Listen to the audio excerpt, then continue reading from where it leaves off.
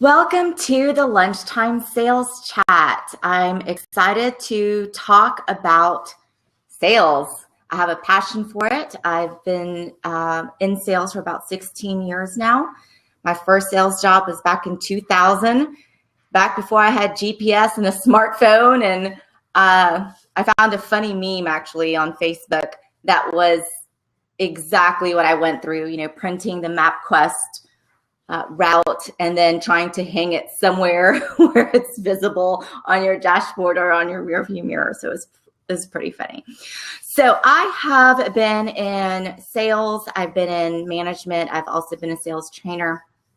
And I've been in multiple industries. Most lately, I've spent a lot of the past few years in medical sales. But I have been and touched a lot of different industries, and I have a big passion for it. And lately, I've really kind of looked back on past experiences. I've looked at what some of the big companies are doing as well, and have talked to a lot of people and have really realized that there's still some big pieces missing a lot of times in the sales side of things. And what I mean by that is we're really missing a more comprehensive development of a sales system. And there's still a lot of reliance on the individual sales rep.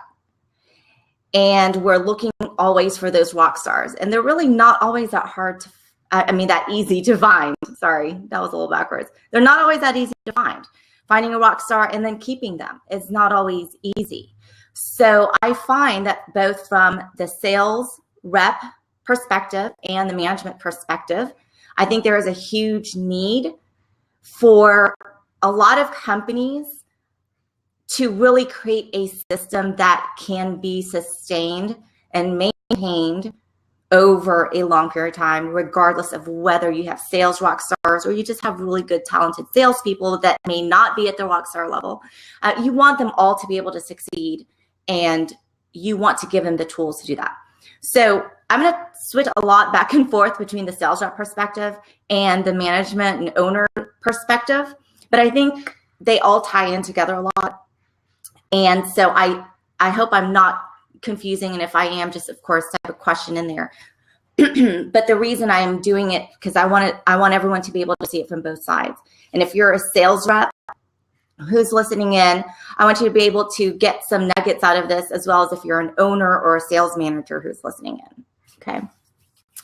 So just a little bit of background on my very first sales experience.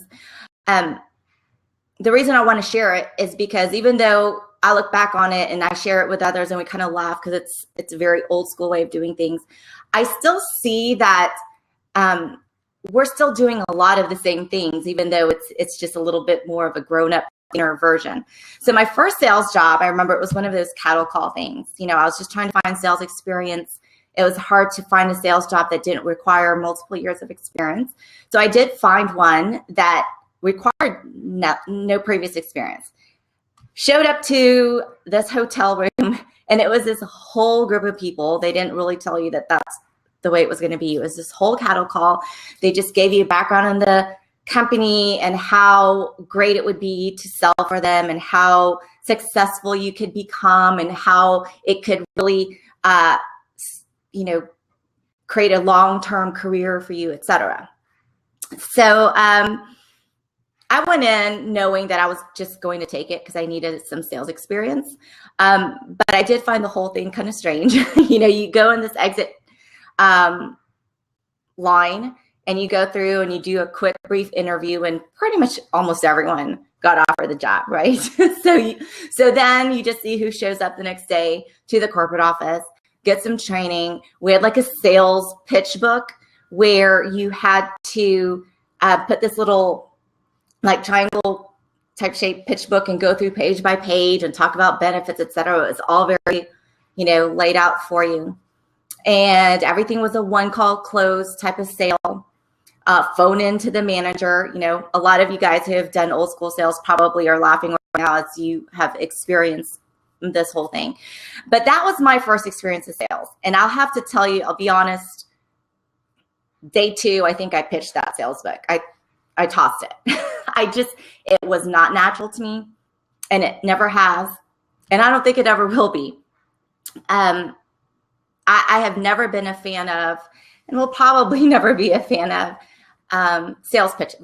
Okay. I didn't feel like I was able to communicate and connect with a person who was sitting in front of me, because I was just reading off this pitch book and going page by page. And it really, to me, was not natural. Okay.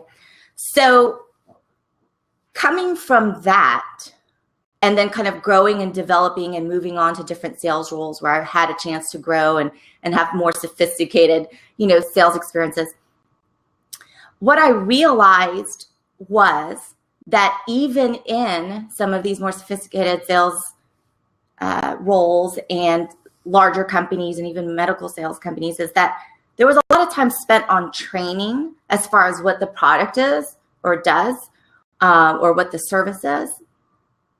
But there was no set sales system.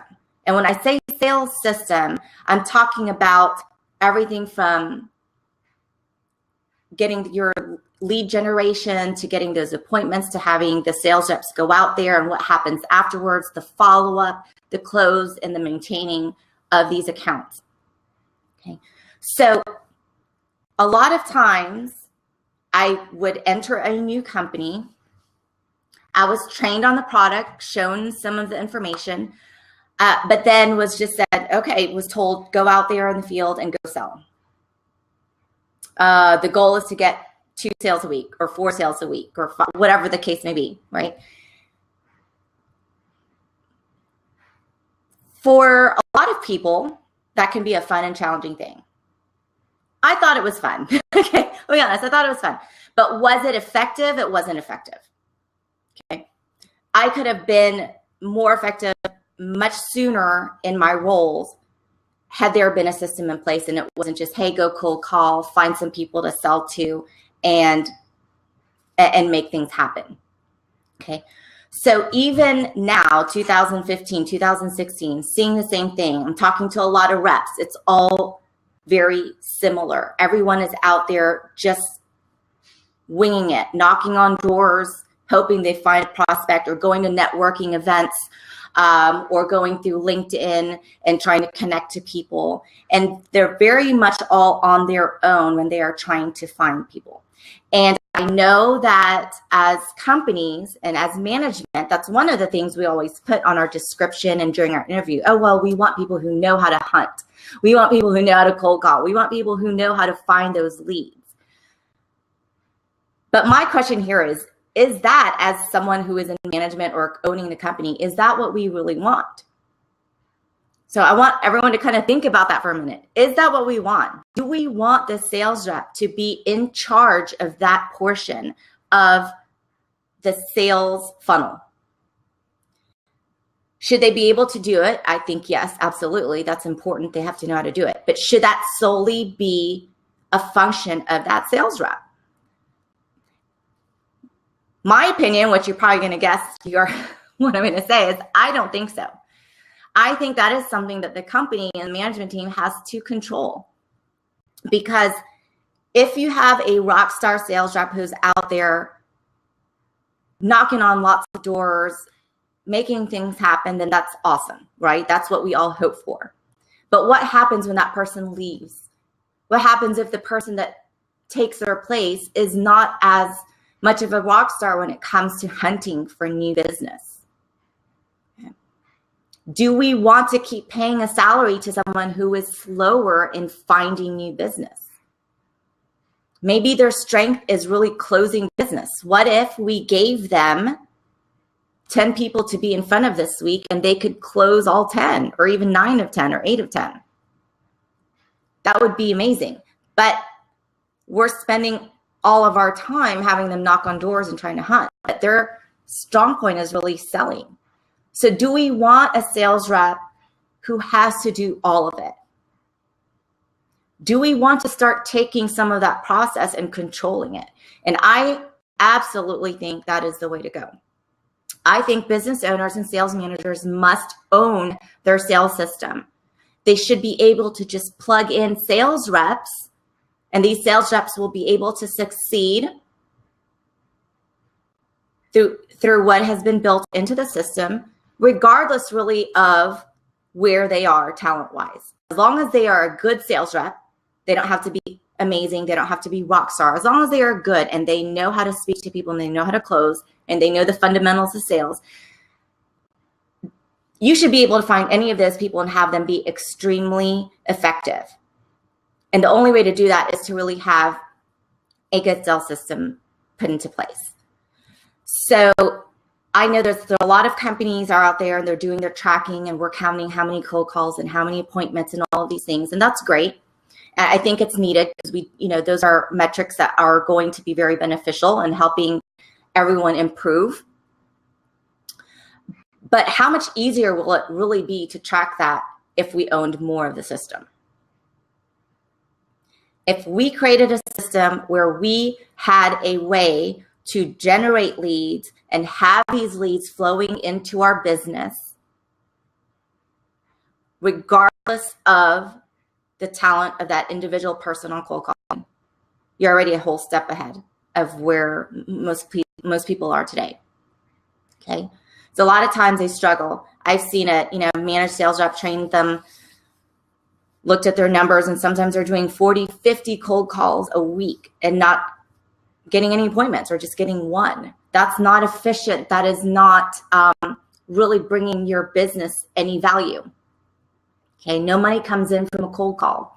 So if we could control that, now I'm talking we as far as the company owner or the sales manager, if we could control that process, if we could learn how to effectively generate lots of leads for the business, you've already taken control of one portion of the sales system. Okay, so you can bring in reps who maybe aren't the best at cold calling. They could do it, but it's not their strong suit, and it's okay because you've got a way to generate the leads independent of that rep. They can bring their own leads, but they will not have to be relying 100% on that.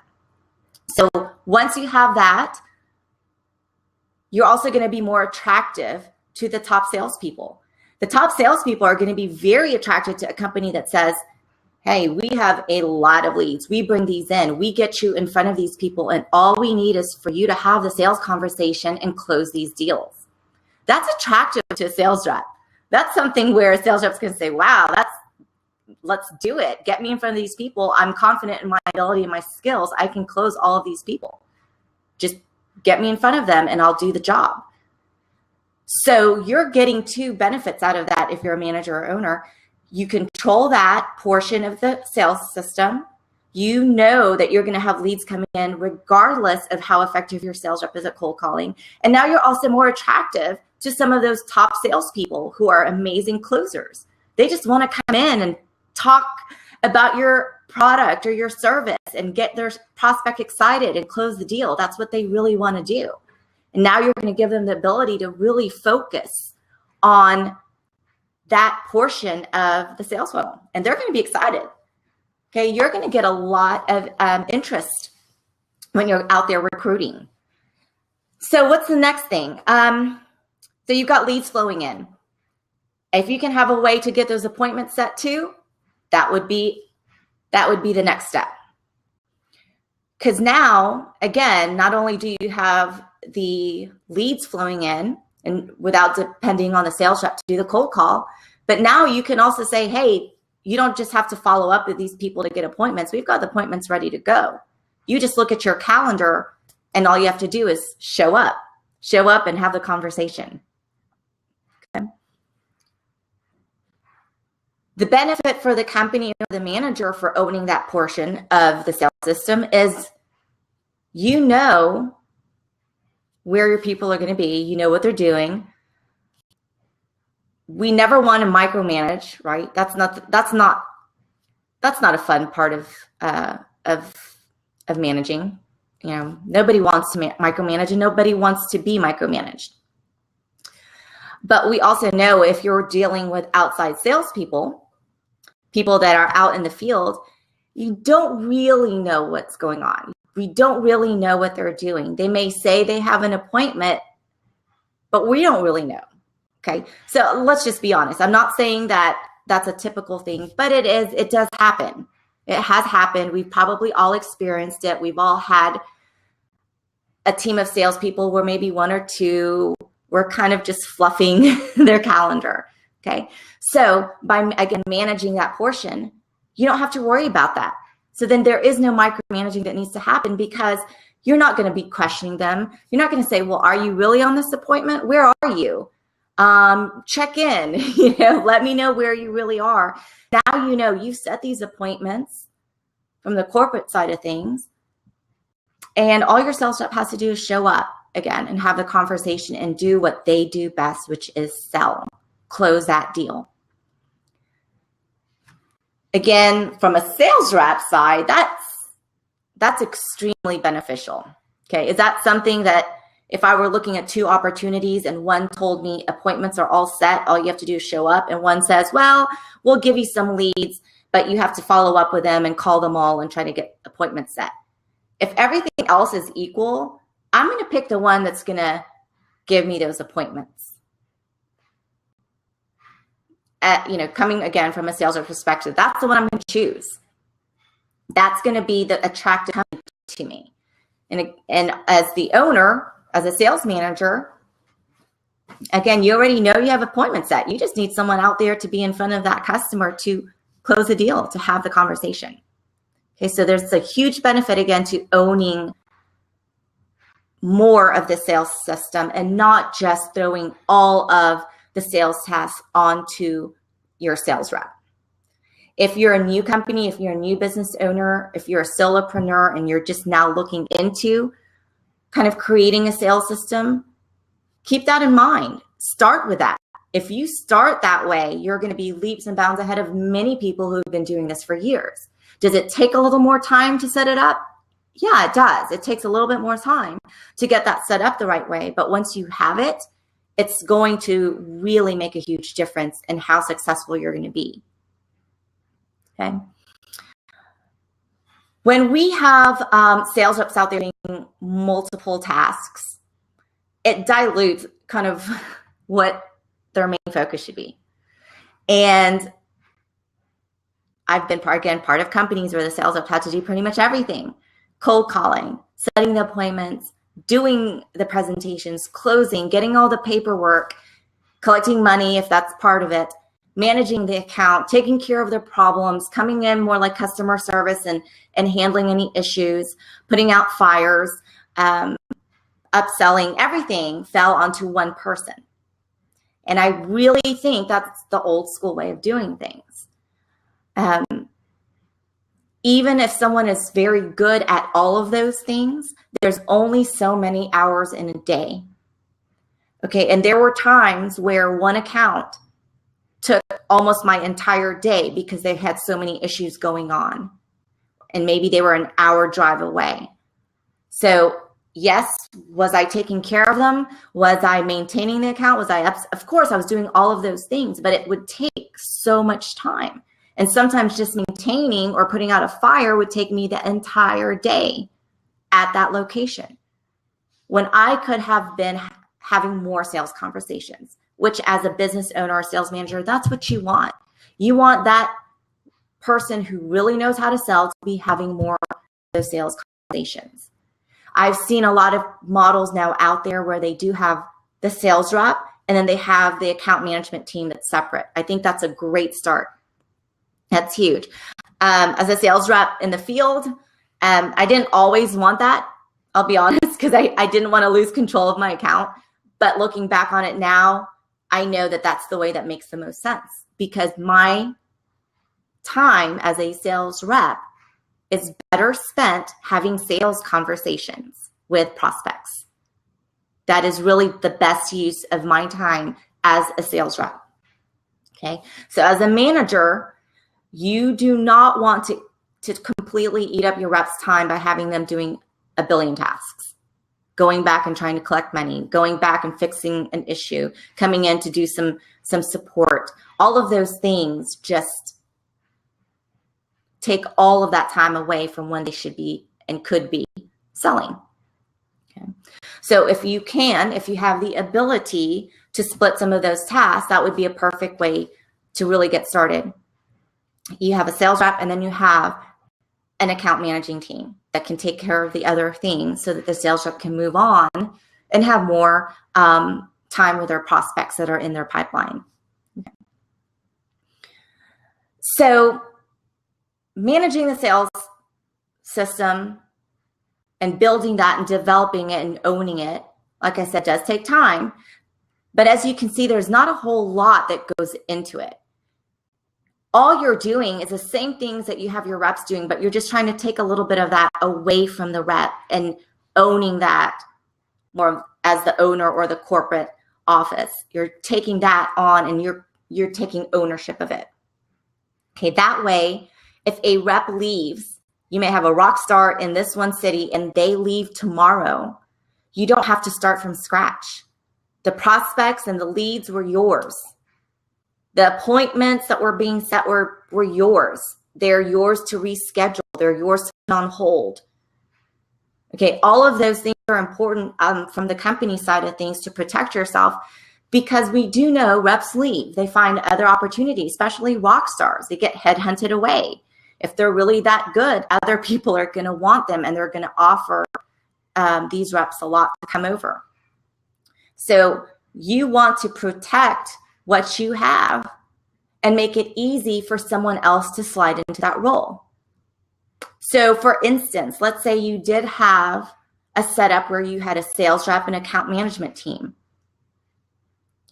Well, if you own the sales system, you own those leads, you owned those appointments, if somebody leaves, you could promote someone who is in your account management side of things, someone who has learned enough to have the sales conversations and quickly and easily slide them into that sales role and have them take care of any upcoming appointments that that are on the calendar that aren't going to have any, salesperson to take care of it because your rock star left. Okay, so then there is no downtime. Things just continue.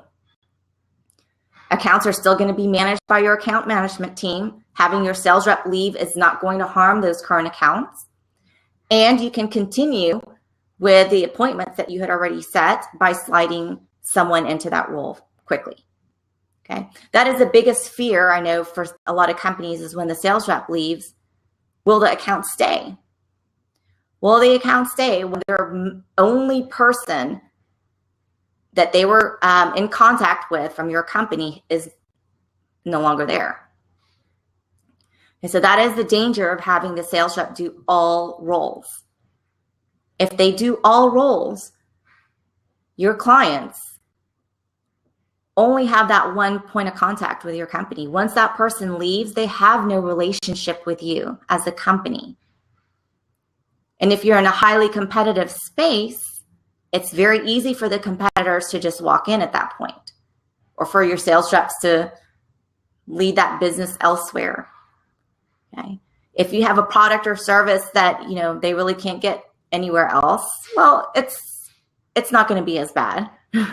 But for those who are in a competitive market, it's tough. The sales rep leaves, the client really only knows that person.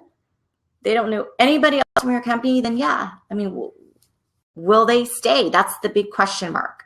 Will they stay? How will you be able to get them to stay? So that is why really it's so important in this day and age, when there is so much competition, when your clients are very well informed and they can research and they can Google other providers.